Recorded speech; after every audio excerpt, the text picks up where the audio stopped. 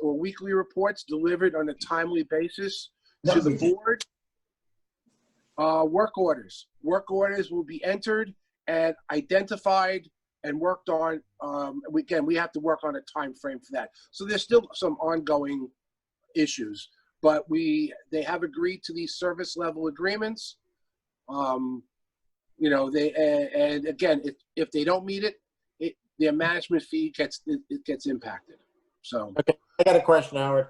Sure. With the level 1, level 2 calls, what's the criteria for a level 1 call and a level 2 call? I know it's 48 hours and 96 hours, but what is the criteria to say?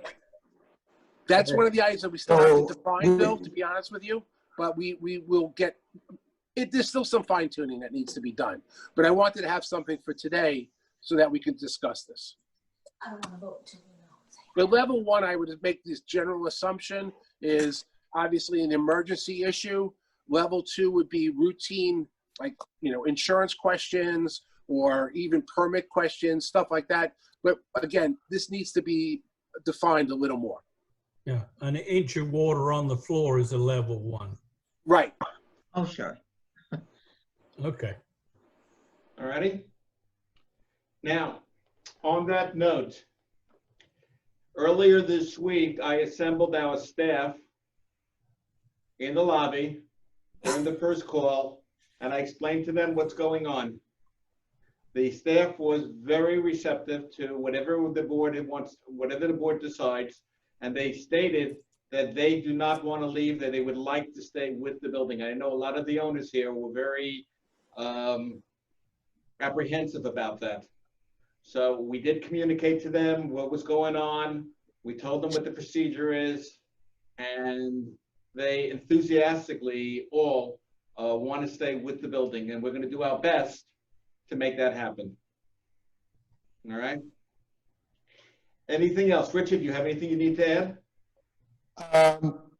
I just want to say that, you know, this is the first time that we're actually going to measure and have something that we can look at.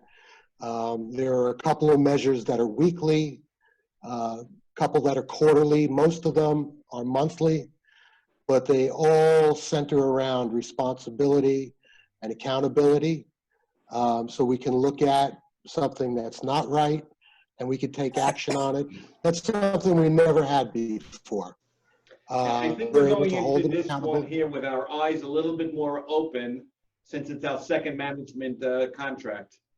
And I think we're better prepared now going forward to be able to hold them responsible, whoever it is, hold their feet to the fire so that the owners get the information and the response that they need. Stu, yeah. I just want to make sure the new process, which we just started a few weeks ago, of sending weekly reports to everyone, that will continue, correct? Absolutely. Absolutely. I think that's been received very well. Way can appreciate those reports that started coming through to them. That is part of both First Service and Castle's agenda, that they do send them out to the owners modified. And the other thing I'd like to point out is that, you know, I know Rich Marlowe is in Turkey, but Rich has been the driver behind most of this. He helped develop the key performance indicators. These are things that I don't usually deal with, but this is his background and his expertise. So thank you very much, Rich. Yes, Richard, thank you. Even from Turkey, he was able to pull this all together for us. So we do thank you. Yes. They just won't let him back in the country, but that's another story. So yes. On that note, Richard, would you like to enter in a motion?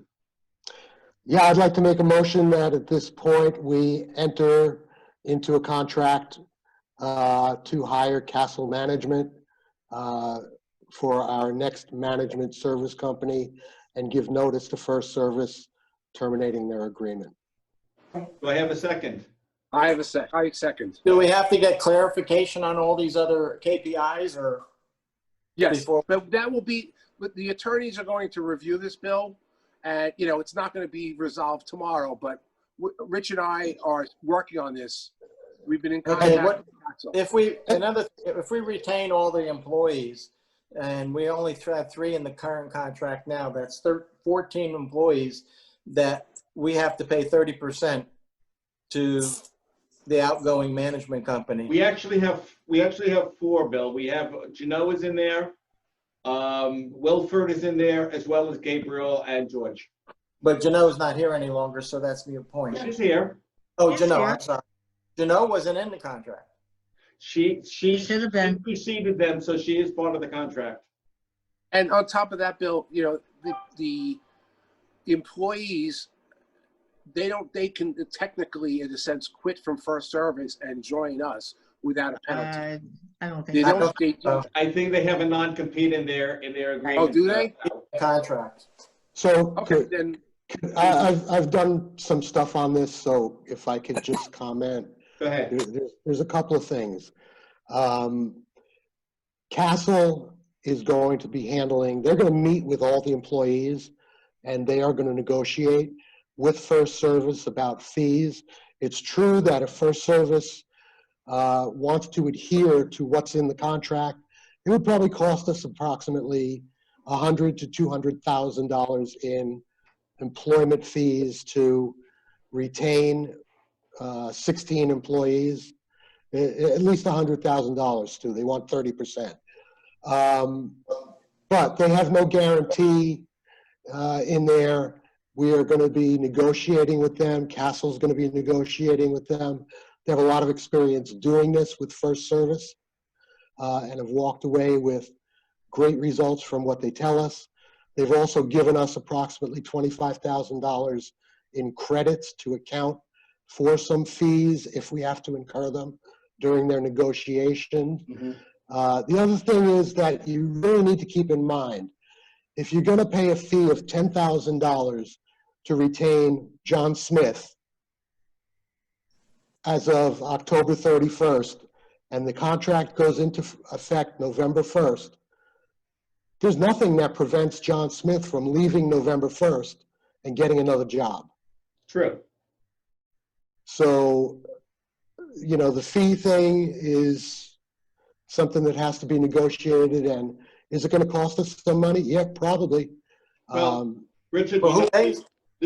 on that note, when I had the discussion with the workers, they were excited for the fact that they would now have a little bit of a job protection like George and Gabe and Wilfred had since they were pre-contract, that now all of them would fall under the new umbrella with Castle, and they would have protection should we leave Castle in 3 years and go somewhere else. And that's what they were really, I think that's what they're looking for, is the job security.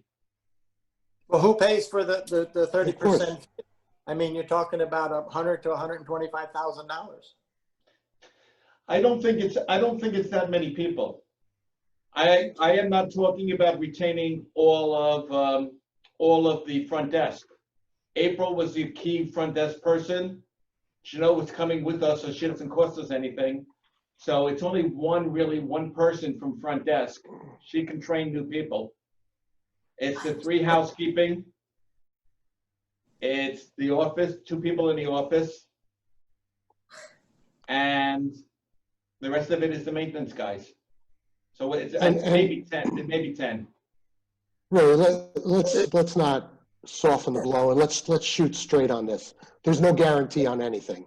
No. Decisions will have to be made on what will be paid, if anything, and who will stay.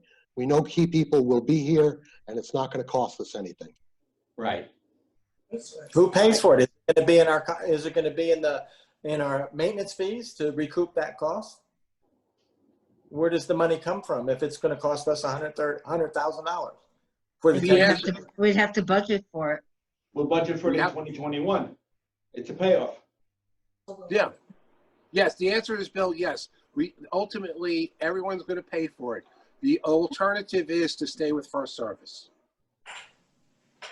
Right. Well, are we going to give them an opportunity and do the same thing that we did with Castle and give them all the requirements like the KPIs and all that to negotiate with them to get a contract from them and then say, okay, now let's weigh the 2 contracts?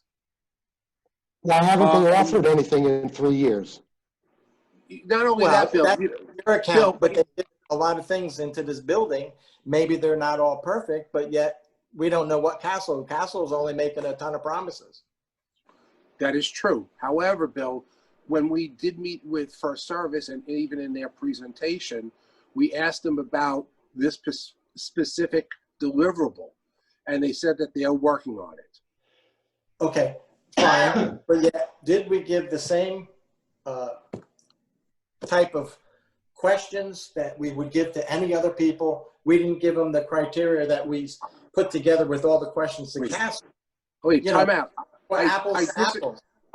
Bill, I happen to disagree with you because we did ask about monitoring phone calls, and they said that they're working on the technology. We did ask them about the call center data, which we didn't even know existed until our meeting with them, a month or two ago, that they even had a call center and that people were coming in.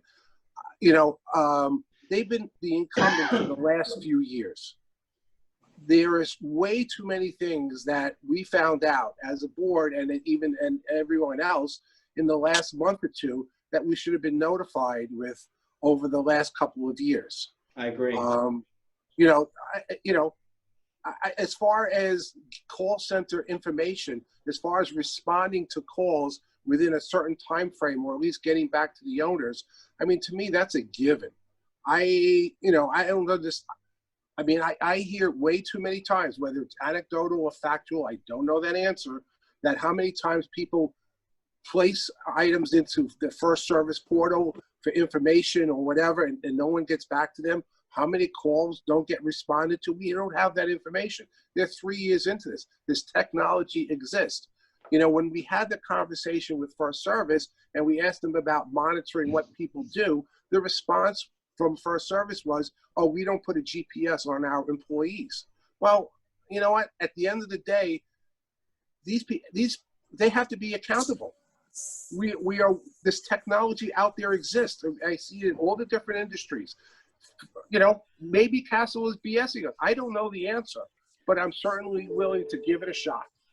If we I find that think- Castle BS us, we always have an exit window of 30 days to end the contract, and then we Correct. start all over again on the process. And Right. First That's Service right. would be more than Additionally, welcome to then bid on it. Good or bad. I'd like to also say that we gave an equal opportunity for everyone to make presentations and to bid. Did we give First Service an opportunity, or anyone else an opportunity at this point to do what we've done with Castle? No, because we voted to enter negotiations with Castle to negotiate a contract.